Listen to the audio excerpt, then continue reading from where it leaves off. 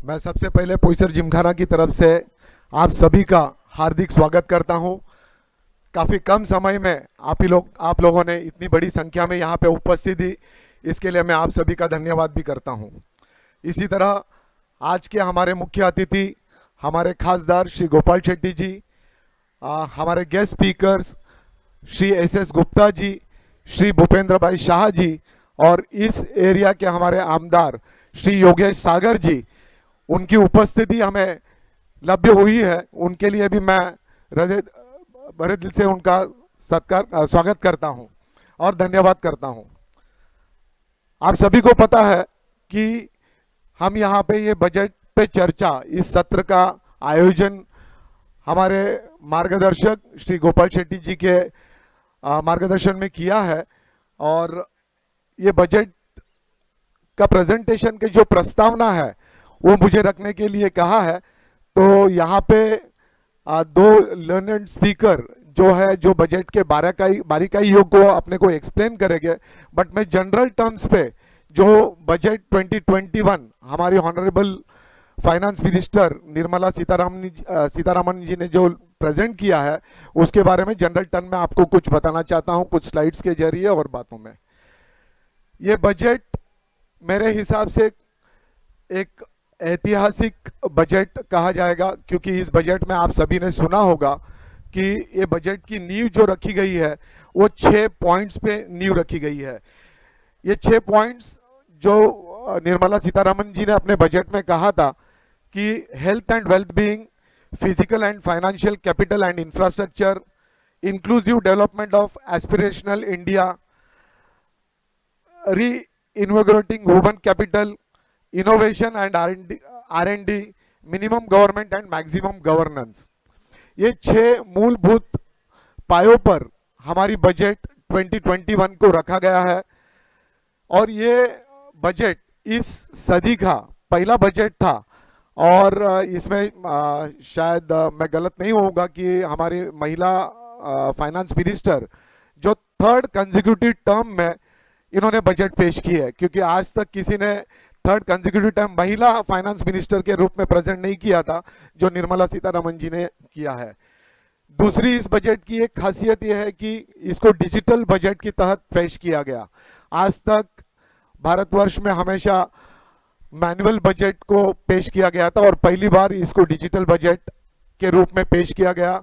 आप सभी जानते होंगे कि 10-15 दिन बजट से पहले एक व्हाट्सएप, इंस्टाग्राम में, टेलीग्राम में सभी जगह पे मैसेज पास हो रहा था कि आप बजट की ऐप को डाउनलोड करो, और जिन्होंने बजट के ऐप को डाउनलोड किया था, आपने देखा होगा जैसे ही लोकसभा में बजट प्रेजेंटेशंस खत्म हुआ उसके 15 मिनट के अंदर जितने भी नोटिफिकेशंस है, बजट स्पीच है, सर्कुलर्स है, वो सारे के सारे पब्लिक को अवेलेबल की गई।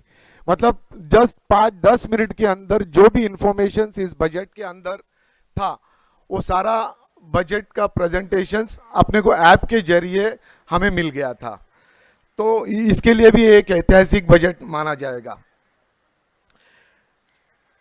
यहाँ पे डिजिटल इंडिया की बात कही, जैसे डिजिटल में सिर्फ ऐप ही नहीं, अगर हम देखेंगे कि जैसे 2014 से हमारे प्रधानमंत्री माननीय नरेंद्र मोदी जी ने जिस हिसाब से डिजिटल इंडिया कई अन्य प्रोग्राम को भी प्रमोट किया है, जैसे डिजिटल इंडिया को प्रमोट किया है, और इस बजट में जैसे डिजिटल ऐप के जरिए या डिजिटल प्लेटफॉर्म के जरिए प्लेटफॉर्म को पेश किया गया, ये जताता है कि सरकार सिर्फ घोषणाएं नहीं करती है, कुछ प्रोग्रामों का अनाउंसमेंट नहीं करती है, बल्कि खुद उस पे इम्प्लीमेंटेशंस करती है और इम्प्लीमेंटेशन करके लोगों को ये प्रेरित करती है कि आप उस प्रोग्राम में, उस कार्यक्रम में जुड़ जाइएगा।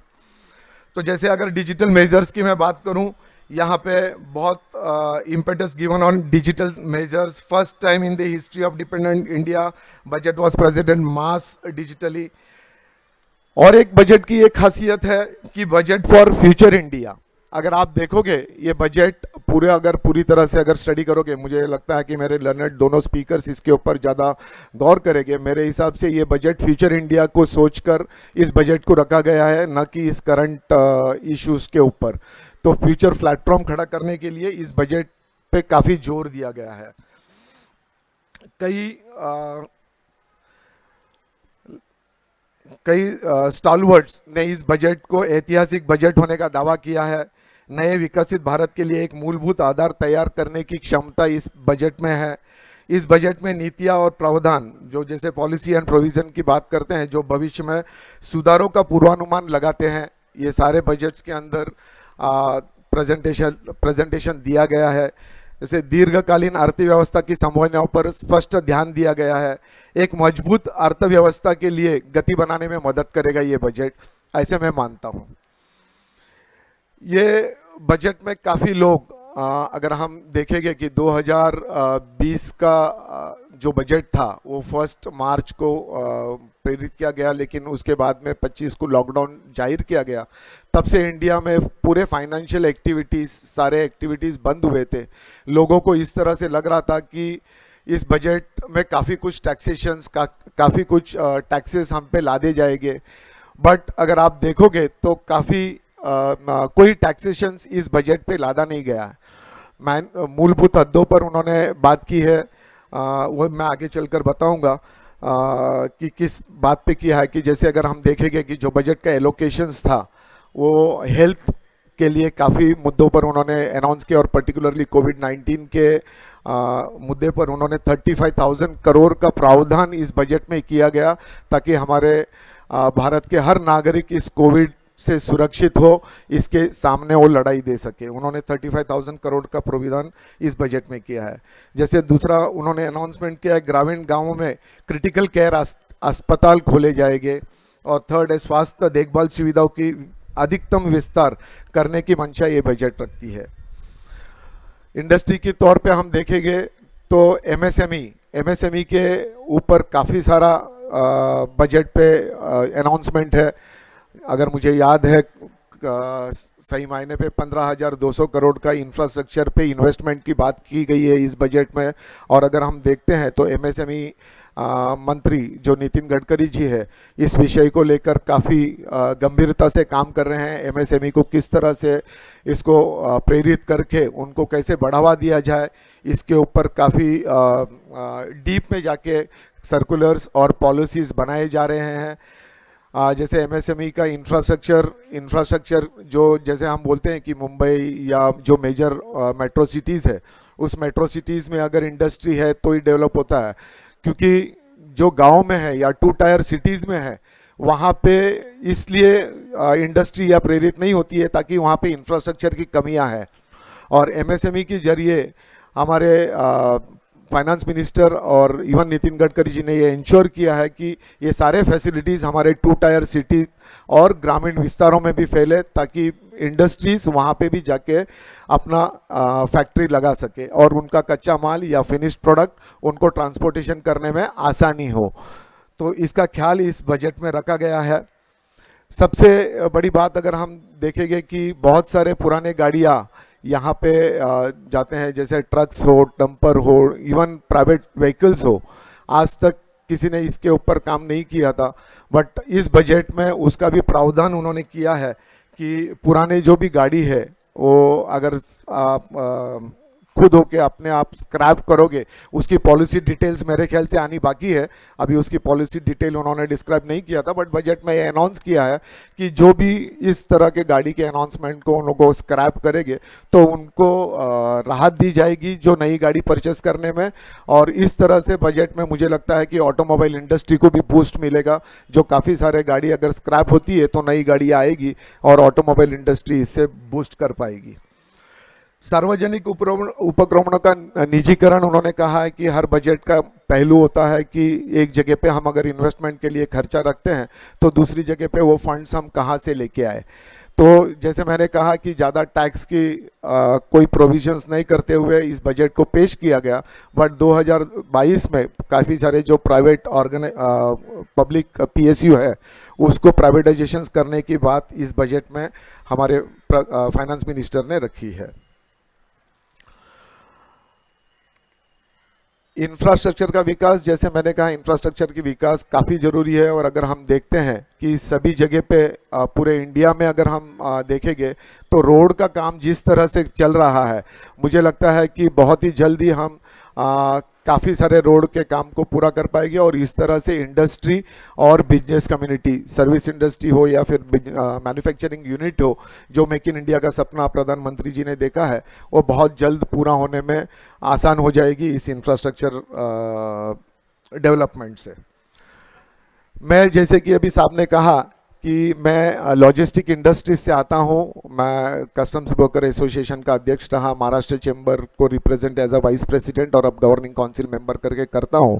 तो इंपोर्ट एक्सपोर्ट्स ये मेरा करीबी सब्जेक्ट रहा है। इसके ऊपर काफ़ी सारा पॉइंट्स मैं बात कर सकता हूं, बट मेरे ख्याल से यहाँ पे इनडायरेक्ट टैक्सेशन में गुप्ता जी है और डायरेक्ट टैक्सेशन में भूपेंद्र शाह जी है, वो ज़्यादा पॉइंट्स थ्रो करेंगे। बट मैं 2-3 पॉइंट्स यहाँ पे ज़रूर बताना चाहूँगा जो हमारे कस्टम्स या एक्साइज जीएसटी रिलेटेड है।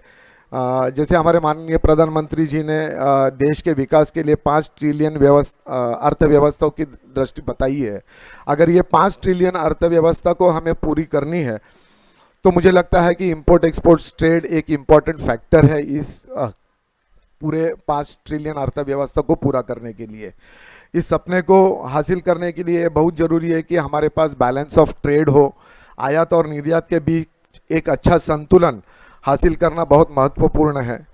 विदेशी मुद्रा की देश को बहुत ज़रूरी है अगर 5 ट्रिलियन की अर्थव्यवस्था को हमको पूरी करनी है।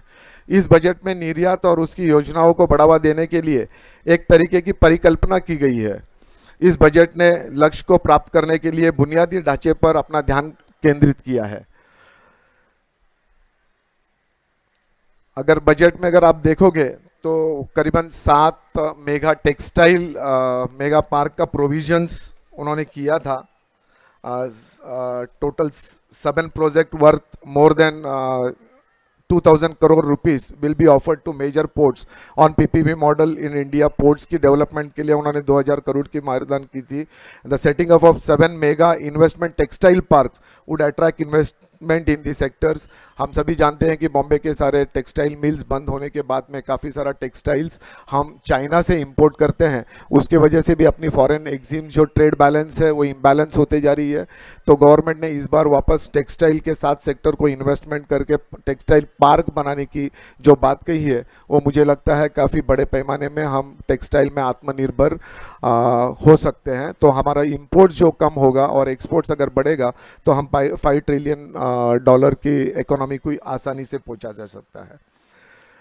जैसे वहाँ पे highlighting that privatisation of management of major ports, जैसे मैंने कहा अभी हाल ही में गोपाल शेट्टी जी भी इस पे फोकस करेंगे कि अभी मेजर पोर्ट की जो एक्ट है वो काफ़ी पुरानी थी, काफ़ी मतलब वहाँ पे काफ़ी सारे प्रावधान को अमेंड करने की ज़रूरत थी और अभी इसी लोकसभा में बजट के सत्र में मेजर पोर्ट बिल को पास किया गया है और इससे प्राइवेटाइजेशन इन्वेस्टमेंट काफ़ी आएगी, पोर्ट की एक्टिविटीज़ को बढ़ावा मिलेगा और पोर्ट के एक्टिविटीज़ से इंपोर्ट एक्सपोर्ट्स काफ़ी बढ़ सकता है और ईज़ ऑफ डूइंग बिजनेस में सभी इंपोर्टर एक्सपोर्टर्स को अपने माल को और कच्चे माल को और फिनिश प्रोडक्ट को भेजने में आसानी हो जाएगी।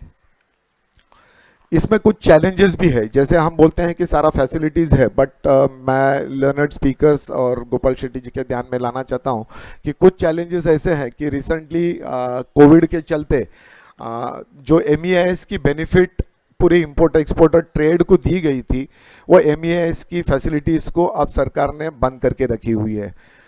उसके जगह पे उन्होंने रोड टैप ये स्कीम को इंट्रोड्यूस तो किया है, बट प्रोडक्ट वाइज उसकी जो रेट्स है वो अभी तक डिक्लेयर नहीं किया है। लोगों को विश्वास था कि इस बजट में शायद कुछ रेट्स डिक्लेयर हो जाए, बट इस बजट में उस डिक्लेयर हुआ नहीं है। मुझे लगता है कि अप्रैल में शायद न्यू इंपोर्ट एक्सपोर्ट्स पॉलिसी का अनाउंसमेंट होगा तो तब जाके ये रेट्स मतलब डिक्लेयर करेगी गवर्नमेंट। बट तब तक के लिए एक अनसर्टेनिटी हर एक्सपोर्टर्स के माइंड में है कि मुझे किस तरह से इंटरनेशनल मार्केट से ऑर्डर लेना है, मुझे क्या स्कीम में बेनिफिट मिलेगा, कितना परसेंटेज का मिलेगा, प्रोडक्ट वाइज कैसे मिलेगा। उस अनसर्टेनिटीज के चलते लोगों को एक्सपोर्ट्स ऑर्डर फाइनल करने में काफ़ी सारे दिक्कत फेस कर रहे हैं कि कितना मिलेगा मालूम नहीं है, और अगर मैं रेट ज़्यादा कोट करता हूं तो इंटरनेशनल मार्केट से मुझे ऑर्डर नहीं मिलेगा, क्योंकि वियतनाम या इंडोनेशिया अदर कंट्रीज़ जो एक्सपोर्ट्स में हमारे लिए जो कॉम्पीट कर रहे हैं आज, वो उनके कंपैरिजन में हम खड़े नहीं रह पाएंगे। तो इस तरह का जो ये जो अनसर्टेनिटी है MEIS, रोड टैप, ACIS को लेकर, तो मुझे लगता है कि सरकार जल्दी इस रोड ब्लॉक को खत्म करेगी तो एक क्लियर माइंड में इंपोर्टर एक्सपोर्टर्स काम कर पाएंगे। और एक प्रावधान अब रिसेंटली एक किया गया है कि जैसे हम लोग इंपोर्ट्स के डॉक्यूमेंट्स में बिल ऑफ एंट्री फाइल करते हैं, तो जैसे हॉलीडे होता था, पब्लिक हॉलीडे, गवर्नमेंट के हॉलीडेज है, या सैटरडे संडे होता है जो हॉलीडे होता है, तो वेसल आने के बाद अगर कोई संडे होता है या हॉलीडे होता है तो उसमें लेट फाइलिंग पेनल्टी नहीं लगती थी, लेकिन इस बजट में उसको हटा दिया गया है। तो गवर्नमेंट की मंशा अच्छी है कि जल्दी से जल्दी डॉक्यूमेंट्स फाइल हो जाए, कस्टम्स में क्लियरेंस फास्ट हो जाए, जो डैमेज डिटेंशंस है उससे राहत मिले। But in the same times हमारे यहाँ पे बहुत सारे पोर्ट ऐसे हैं जैसे दुबई, श्रीलंका, कोलंबो, सिंगापुर, ये सारे के सारे मैक्सिमम 8-10 दिन के अंदर कंसाइनमेंट यहाँ पे पहुँचते हैं, बट डॉक्यूमेंटेशन पहुँच नहीं पाते हैं ड्यू टू वेरियस रीजन। अभी तो कोविड का रीज़न है, बट कोविड के अलावा भी काफ़ी सारे रीजंस है जो रिक्वायर्ड डॉक्यूमेंट्स जैसे होते हैं कि फाइन प्रिंटिंग में सर्टिफिकेट ऑफ ओरिजिन की ड्यूटी कंसेशंस अगर लेनी है तो उसके लिए जो डॉक्यूमेंट्स लगते हैं वो अगर पहुँचेंगे नहीं तो डॉक्यूमेंट्स फाइल नहीं कर पाएंगे, तो इंपोर्टर एक्सपोर्टर्स को उसकी पेनल्टी भरनी पड़ेगी। अब इस तरह का एक प्रोविजंस किया हुआ है, इस पर विचार किया जा सकता है। और एक शायद गुप्ता जी इस पे ज़्यादा बात कर पाएंगे, एक फ्रॉडुलेंट इनवॉइस। गवर्नमेंट की जो माइंडसेट है वो सही है कि फ्रॉडुलेंट इनवॉइस में कोई भी उसकी credit benefit, input credit benefit नहीं ले और एक्सपोर्ट्स करते वक्त उसका डबल क्लेम नहीं करे। बट हमें ये डाउट है गुप्ता जी, शक है कि इसका जो प्रोविजन का प्रावधान किया गया है कि कंप्लीट गुड्स को प्रोहिबिटेड करने का, और ऑफिसर्स अगर चाहेगा कोई भी टाइपोग्राफिकल एरर या कोई भी छोटे मोटे जो करेक्शंस है उसको लेकर अगर वो लोग फ्रॉडुलेंट इनवॉइसेस के केसेस बनाते हैं तो बहुत सारी समस्या देश में खड़ी हो जाएगी बहुत सारे पोर्ट्स में। तो इसके ऊपर थोड़ा सा स्टडी करके अपने को कुछ रिप्रेजेंटेशन करना है तो हम कर सकते हैं इसके ऊपर। जैसे लास्ट में एक बात रखना चाहूँगा कि अगर इस बजट में अगर हम देखेंगे तो काफ़ी सारा discussions agri infrastructure development cess के बारे में बात करते हैं। तो एग्री इंफ्रास्ट्रक्चर डेवलपमेंट सेस जो है ये मेरे हिसाब से वो सिर्फ एग्री प्रोडक्ट को डेवलपमेंट करने के लिए गवर्नमेंट ने ये सेस लगाई है ताकि इंपोर्ट कंट्रोल में रहे। अगर हम ये देखते हैं कि बहुत सारा एग्रीकल्चर प्रोडक्ट आज जो है हमारे इंपोर्टों के इस देश में आ रही है, बहुत सारे कंट्री से आ रही है। रिसेंटली एक मीटिंग में मैं APMC मार्केट के एक पदाधिकारी को मिला था, उनसे मेरी बातचीत हो रही थी जो आज फार्मर एजिटेशंस जो पंजाब और वहाँ पे चल रहा है। तो उन्होंने बताया कि करुणाकर जी ये जो एजिटेशन चल रहा है क्योंकि कनाडा के अंदर बहुत सारे पंजाबीज ने अपने लैंड लेकर वहाँ पे पल्सेस के एग्रीकल्चर खेती करते हैं, और इंडिया के अंदर कनाडा से बहुत सारे पल्सेस इंपोर्ट होते हैं यहाँ पे, और वो इंपोर्ट यहाँ पे अगर सेल्फ रिलायंस अगर होता है इंडिया तो वो सारा का सारा इंपोर्ट्स कनाडा से आना बंद होगा, और वो बंद होगा तो काफ़ी पैमाने पे नुकसान वहाँ पे जाके जो खेती करने वाले लोग हैं कनाडा से, तो उनको बहुत सारा नुकसान होगा। इस विषय को भी कनेक्ट किया जा रहा है फार्मर्स एजिटेशन के ऊपर।